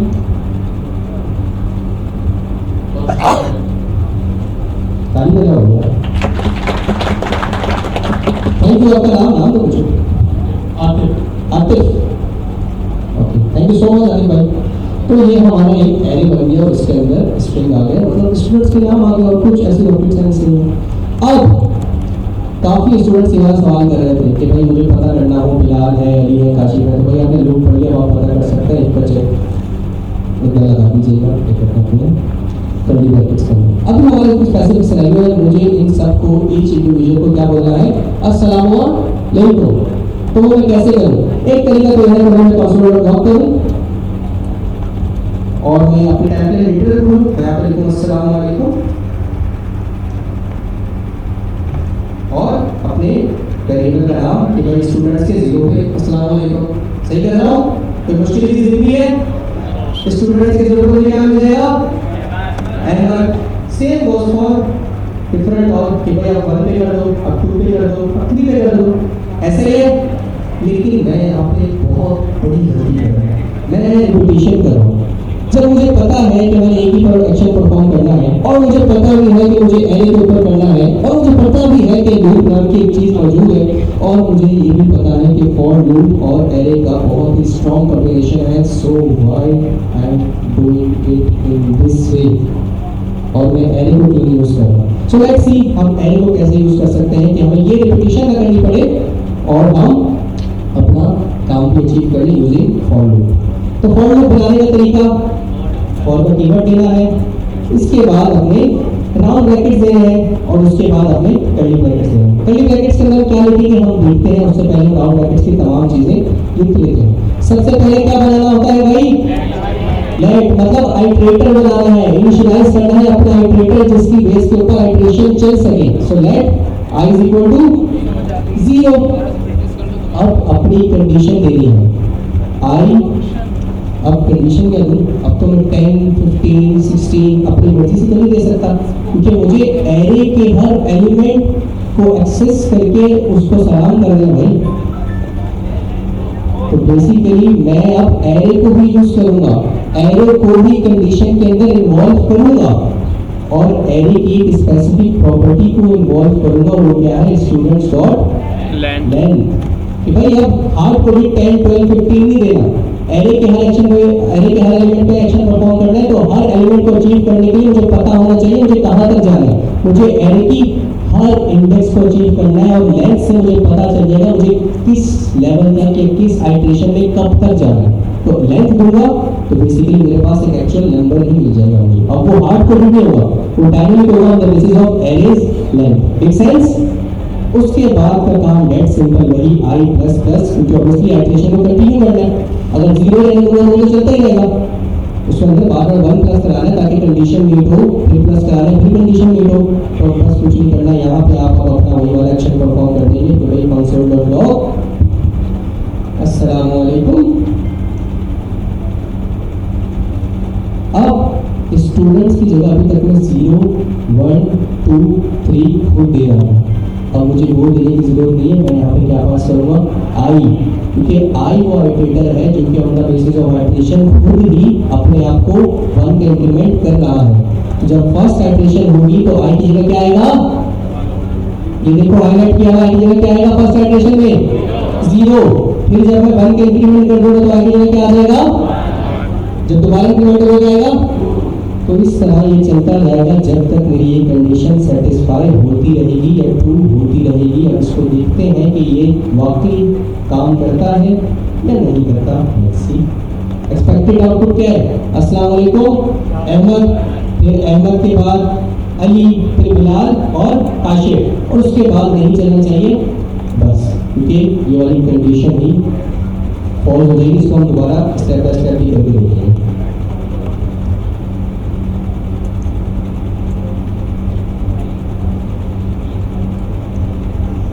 देखिए आप सही, ये एक्सपेक्टेड आउटपुट था, तालियां बजाओ भाई नहीं। अब जरा समझते हैं कि कैसे हुआ। जब 10 लिखा था आपको तब तो देख लिया था, लेकिन अब कुछ डायनेमिक चीज हुई है वो भी देख लिया था। तो बस सबसे पहले तो आप लोग को पता होना चाहिए इसकी लेंथ क्या दिख रही है, क्या लेंथ है भाई, 1, 2, 3 और 4। अगर मैं यहाँ पे पूरी हार्ड कोडेड 4 लिख दूं कोई मसला तो नहीं है। यहाँ पे क्या आ रहा है आपके पास 4, लेकिन डायनेमिक तरीके से आया, मैंने कहीं हार्ड कोड पास नहीं किया। जैसे ही मैं यहाँ पे एक एलिमेंट और ऐड करूंगा यहाँ पे क्या हो जाएगा, ये 5, ठीक है, तो ये डायनेमिक नहीं है। So let's get right into it. दोबारा कनेक्टेड रहिएगा, समझिएगा मेरी बात को। भाई इंटरप्रेटर चला 10 का लाइन, मेरी बात आई लाइन नंबर 29 के ऊपर। इंटरप्रेटर ने देखा कि यार एक वेरिएबल है स्टूडेंट्स नाम का, इसको मेमोरी के अंदर सेव कर दो। मेमोरी के अंदर वेरिएबल सेव कर दिया गया। लाइन नंबर 21 आई, उसने देखा ओहो फॉर लूप है, इसको तो आइटरेशन में चलना होगा। तो सबसे पहले क्या हुआ, मैंने एक आइटरेटर या मेरा एक वेरिएबल इनिशियलाइज हुआ, उसको वैल्यू क्या मिली 0, और उसके बाद मेरी कंडीशन मीट हुई। क्या 0, अगर मैं यहाँ पे इस तरह लिखूं, is 0 less than 4, yes it is. तो यहाँ पे इक्वल टू क्या आएगा आपके पास, आसान लफ्जों में ट्रू, और जब ट्रू आएगा तो आइटरेशन चलेगी। अभी आगे वाला काम नहीं होगा, फर्स्ट साइटेशन चली नहीं है, अभी खत्म नहीं हुई। तो फौरन से मेरी बात नीचे जाएगी और बोलेगी अस्सलाम वालेकुम स्टूडेंट्स, और आई की जगह क्या आएगा, आई की जगह क्या है, और जीरो पे क्या मिलेगा, अस्सलाम वालेकुम अहमद, प्रिंट हो गया प्रिंट। अब ऊपर जाते हैं क्योंकि एडिशन कंप्लीट।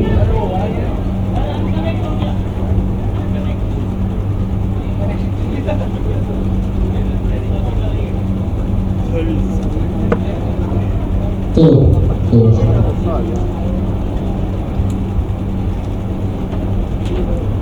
और वो इसी को रिलेशन सामने कुछ नहीं होगा। हर जाके खेल कुछ करना खेलिए, आपके उसके बताते हैं आपने वही क्या रखनी है कब तक।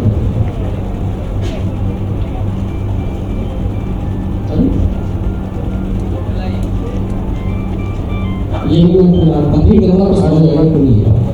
दिखना भाई, फर्स्ट साइटेशन हमने कंप्लीट कर ली थी, हमारे पास अस्सलाम वालेकुम अहमद प्रिंट हो गया था। अब दोबारा इंटरप्रेटर ऊपर जाएगा क्योंकि साइटेशन कंप्लीट हो गई है, उसको पता है सबसे पहले अब क्या एक्शन परफॉर्म करना है, वो है आई के अंदर 1 प्लस करना है।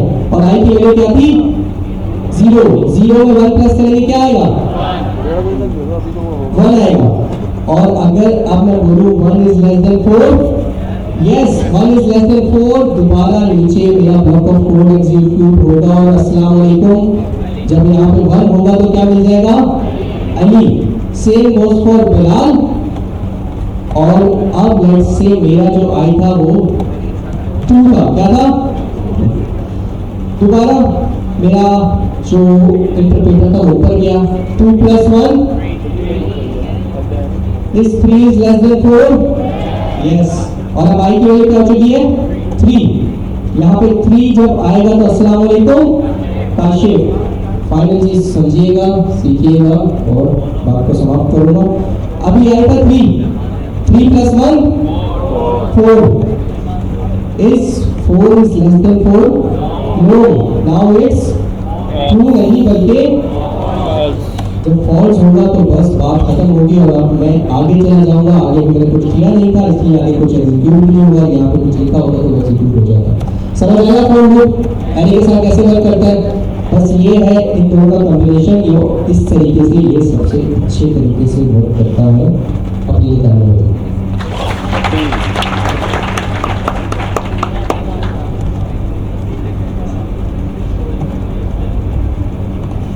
ठीक है भाई, यहां तक किसी का कोई सवाल, एनीवन, ऑल गुड भाई। घर जाके हमें प्रैक्टिस करनी है।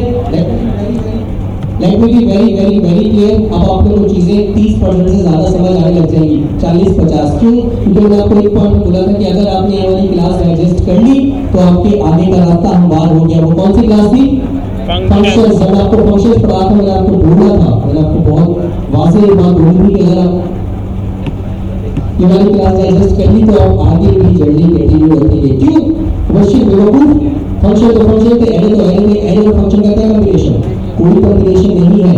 लेकिन मकसद ये था कि जब आपने फंक्शन पढ़े थे तो फंक्शन एक डिफिकल्ट टॉपिक था, एक कॉम्प्लेक्स टॉपिक था। जब आपके माइंड ने इस चीज को एक्सेप्ट कर लिया कि हाँ यार this is something going to be different difficult, तो अब आपकी जो साइकोलॉजी है वो इन चीजों को एक्सेप्ट करती है। अब मैं जितना भी कॉम्प्लेक्स टॉपिक पढ़ाऊंगा आपको कुछ ना कुछ समझ आने लग जाएगा। इसलिए ऐसा नहीं वो आगे बहुत कॉम्प्लेक्स टॉपिक आएंगे जो आपको कुछ समझ नहीं आएंगे, लेकिन घबराना नहीं, ठीक है। आपने ऐसे ही कंसिस्टेंसी के साथ प्रैक्टिस करती रहनी है। इंशाल्लाह इवेंचुअली आप ये मॉड्यूल भी कंप्लीट करेंगे और आगे के साल भी कंप्लीट करेंगे और अपना करियर का आगाज भी करेंगे इस फील्ड के अंदर, तब ये कार्य हो जाएगा। चलो भाई, अब आप लोग के लिए छोटा सा टास्क है। आपको दिख रहा होगा कि ये ले जाओ, ये होल असाइनमेंट तो आएंगे टाइम लगेगा भाई, इनको मत छोड़िएगा। हो सकता है अभी आप लोग के जहन में तरीके ना आते हो, क्या कौन पढ़ तो लिया है लेकिन इसका यूज केस क्या होता है, चीजें पढ़ तो लेते हैं लेकिन पता नहीं होता इस्तेमाल का करें।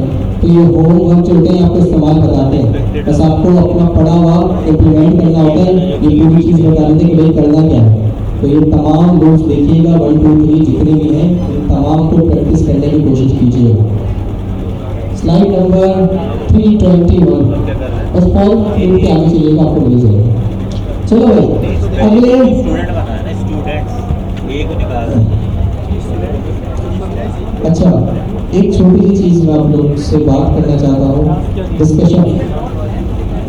एनीवे स्टार्ट करते हैं अपनी छोटी सी डिस्कशन। वो ये है कि आप लोग में से काफी स्टूडेंट्स के मुझे मैसेज आता है, काफी स्टूडेंट्स के मैसेज आते हैं कि भाई मैं आपसे काफी अच्छे से बात करना चाहती थी, मैं चाहता था, लेकिन मैं इंट्रोवर्ट हूँ, आपसे बात नहीं कर पाई या कर पाया। मैं मेहनत करना चाहती हूँ या चाहता हूँ, मेरे पास डायरेक्शन नहीं है। मैं अपने वालिदैन के, अपने बहन भाई के ड्रीम्स को कंप्लीट या फिर अचीव करना चाहता हूँ उनकी ज़िंदगी में, या चाहती हूँ उनकी ज़िंदगी में, लेकिन मेरे पास डायरेक्शन नहीं है। तो सबसे पहली चीज़, अगर आप इंट्रोवर्ट हैं तो let me be very very clear, अगर आप इंट्रोवर्ट हैं तो इंट्रोवर्ट की लिस्ट में अभी आपका नाम दूसरे नंबर पर आता होगा, क्योंकि पहले नंबर पर मैं बोलूँ। आपको वैसे ही आपका मजाक उड़ाएंगे, क्यों? अब इतना तो बोलते हैं, बोल बोल के दिमाग की नहीं कर देते हो, तुम कहाँ के इंट्रोवर्ट हो, जो भी बोल रहा होता है बोल तो देते हो। ये मेरी रिस्पॉन्सिबिलिटी है। मैं यहाँ पे आया हूँ तो मैं अपने प्रोफेशन की बेस के ऊपर आया हूँ। आप अगर घर पे शॉर्ट्स और टी शर्ट पहनते हैं, इट डजंट मीन कि आप ऑफिस भी शॉर्ट्स और टी शर्ट पहन के जाएंगे। जब आप प्रोफेशनल लाइफ में आते हैं तो आप एक्टर बनते हैं, आप एक्टिंग करते हैं, आप घर में एक अलग बिहेवियर होल्ड करते हैं और आप ऑफिस के अंदर एक अलग बिहेवियर होल्ड करते हैं। आप किसी शादी में जाते हैं, आप अलग बिहेवियर होल्ड करते हैं, आप किसी मैयत में जाते हैं, आप अलग बिहेवियर होल्ड करते हैं। तो हर इंसान एक एक्टर है। सेम दोस्तों में मेरे घर में होते तो बोलता भी नहीं, और आप बोलते होंगे कि कुछ क्यों नहीं करते, क्यों? क्योंकि मेरे ऊपर 1500 या जो मेरी क्लासेस में 3000 या 4500 बंदों की जिम्मेदारी है, रिस्पॉन्सिबिलिटी है, जिसने मुझे इस चीज़ पर आई किया। क्वेश्चन अभी नहीं बोलेगा तो इनका सवाल यहाँ पे कुछ होगा, मिलकर बैठे हैं, और ऊपर भी सवाल होगा कि क्या किया था तुमने, एक मौका दिया गया था, क्या किया।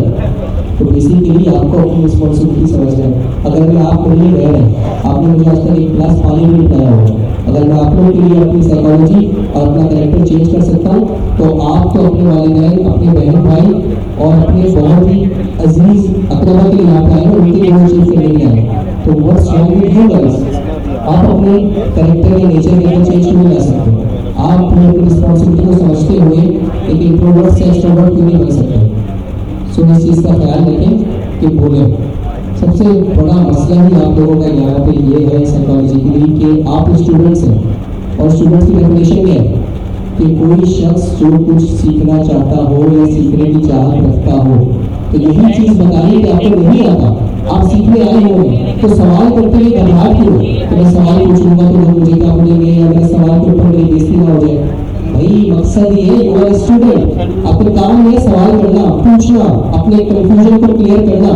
तो इसमें घबराहट क्या है? स्पीक अप एंड आस्क जो भी आपके जहन में सवाल है। तो पहली चीज तो क्रिस्टल क्लियर कर दो। रिस्पॉन्सिबिलिटी का अगर अंदाजा होगा तो खुद ही ये चीज ठीक हो जाएगी। रिस्पॉन्सिबिलिटी का अंदाजा नहीं है तो ये चीज कभी ठीक नहीं होगी। दूसरी चीज, मैं मेहनत करना चाहती हूँ, मैं चाहता हूँ, ये चाहती हूँ और चाहता हूँ क्या? 5 महीने हुए, 4 महीने आगे 16 कोर्स को आपने अभी तक मेहनत क्यों नहीं की? वाई? मैं जब बचपन में था तो बोलता था मैं सुपरमैन बन जाऊं तो मैं दुनिया के ऊपर आने वाली आफतों को ठीक कर दूं, और जब दिल में पटाखा फटता था तो मैं सबसे पहले घर में भागता हुआ फिर आता था डर के। तब पता चलता था मेरे अंदर पोटेंशियल है कि नहीं है। तो जब करेंगे, अभी चाहती हूँ ये चाहता हूँ ये कुछ नहीं होता, जब करेंगे तब पता चलेगा कि कर सकती हूँ ये कर सकता हूँ। तो करें, स्टार्ट करें, अभी नहीं तो कब करेंगे?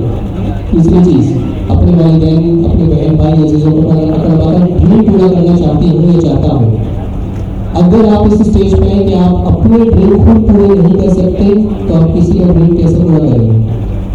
एग्जाम्पल देता हूँ, अगर आपकी वालिदा का एक ख्वाब है कि मेरा अपना घर हो, और आपके सेमेस्टर की फीस आपके वालिद साहब पूरी कर रहे हैं क्योंकि आपका ड्रीम है कि आपके पास डिग्री हो, तो बेसिकली आप अपना ड्रीम खुद अचीव नहीं कर सकते, अपने वालिदैन को अचीव कैसे करके देंगे?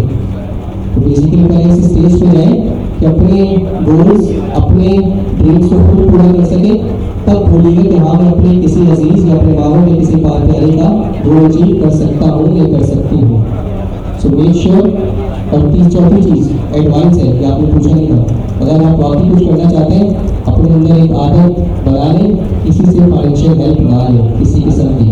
ऑब्वियसली अभी स्टूडेंट्स बोलेंगे कि यार अभी तो कुछ आता नहीं है, वालिदैन से रेस्पॉन्सिबिलिटीज लेनी होती है, लेकिन माइंड सेट को रखें यार मैंने बहुत जल्दी कुछ करना है ताकि मैं अपने वालिद से आगे कभी अपनी रेस्पॉन्सिबिलिटीज नहीं मांगूं, मैं खुद करूं।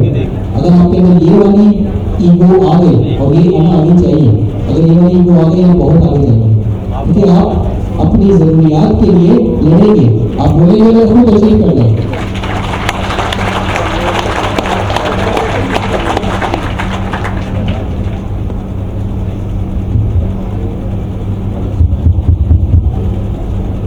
तो बेसिकली अगर आप फाइनेंशियली किसी से हेल्प नहीं लेंगे तो आपके अंदर एक आपका कैरेक्टर बिल्ड होगा। आप जब भी कोई चीज़ अचीव करना चाहेंगे आप बोलेंगे मेरे बैक पे कोई नहीं है फाइनेंशियली मुझे हेल्प करने वाला, हेल्प करने वाला, जो करना है अपने बलबूते पे करना। तो ये वाली फीलिंग सबसे ज़बरदस्त होती है कि आप कुछ अचीव करना चाहते हैं, बोलते हैं कि यार खुद ही करना है, किसी और से मांगने नहीं, क्योंकि मांगने में ज़रा मज़ा नहीं आता, मांगने में शर्मिंदगी होती है। जब आपको किसी से मांगने में शर्मिंदगी फील होने लगेगा आपका रास्ता क्लियर है, आप इंशाल्लाह बहुत आगे जाएंगे। सो मेक श्योर इन चीज़ों पर गौर करें और कामयाबी आपके कदम चुमेगी इंशाल्लाह।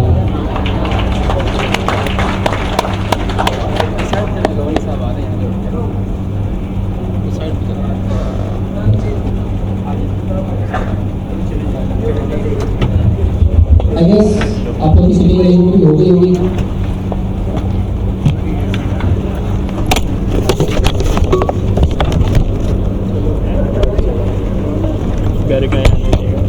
ठीक है, तो भाई आप लोगों ने मॉड्यूल पढ़ लिया है, आप लोग के लिए दो असाइनमेंट है।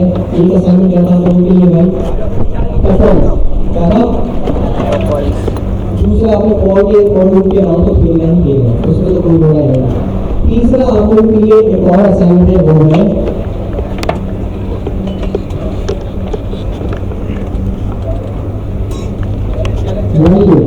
अगर आपको फोर लूप आ गया प्लस अगर आपको फोर लूप समझ आ गया वाई लूप की शुरू हो गई है, अभी ये बहुत आसान है। क्योंकि मुझे पता है आप लोग के लिए बहुत आसान सा होगा, तो मैं चाहता हूँ आप लोग खुद करें। फोर लूप समझ आएगा, फोर लूप लूप्स वगैरह सबसे डिपेंडेंट है, उसके अंदर कुछ पार्ट्स हैं जिनके ऑर्डर को समझना होगा। लूप्स का ऐसा कुछ नहीं है, इट्स वेरी स्ट्रेट फॉरवर्ड, उसको ज़रा तसल्ली से समझिएगा और सीखिएगा और उसको प्रैक्टिकली करके देखिएगा, इंशाल्लाह आपको बहुत अच्छे से समझ आ जाएगा। तो फिर आप लोगों से सवाल बताओ।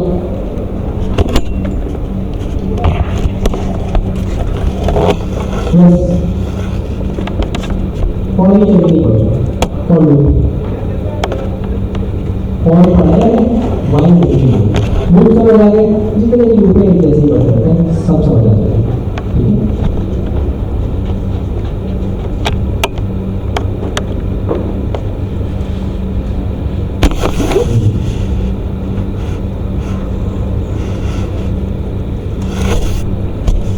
अच्छा भाई जी भाई भाई से बात करेंगे अकबर के पीछे वाले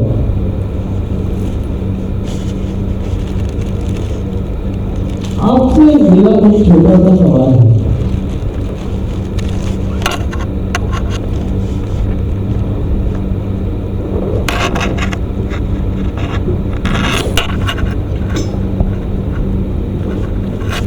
यहाँ पे एरर आ रहा है मेरे पास, आप मुझे बता सकते हैं मेरे पास एरर क्यों आ रहा है?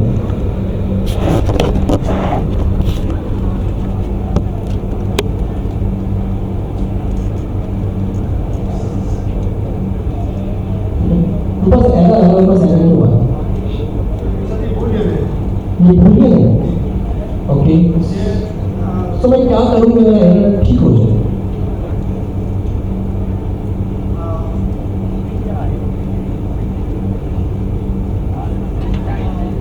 Data type change.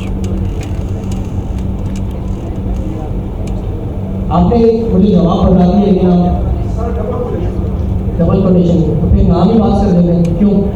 मतलब अगर मैं इसको ऐसे कर दूँ तो फाइन, ठीक है, समझ आइए क्या मसला था? Because I am expecting an error of string, तो भले आपने स्ट्रिंग देते हुए पास किया नहीं, आप आप उसको ओवरराइड करने वाले को देना आपने स्ट्रिंग ही है, ऐसा कुछ नहीं होता कि नीचे ओवरराइड कर दिया आप कोई भी वैल्यू पास करेंगे। यहाँ पे स्ट्रिंग बोला है मींस के हर पॉइंट पे ये एरे स्ट्रिंग ही एक्सपेक्ट करेगा, भले वो पॉइंट कोई भी हो। Thank you so much.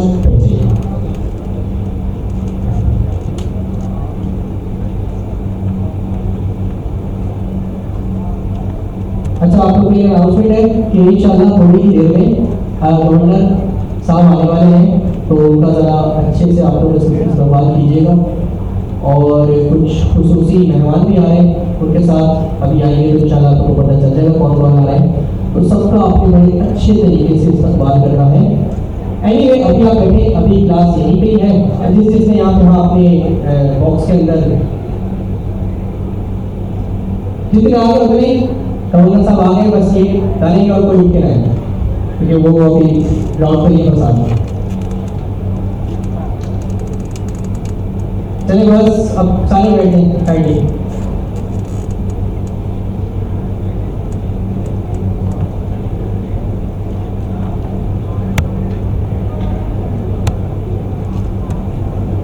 चलिए चलिए बस बस बस। हेलो हाँ भाई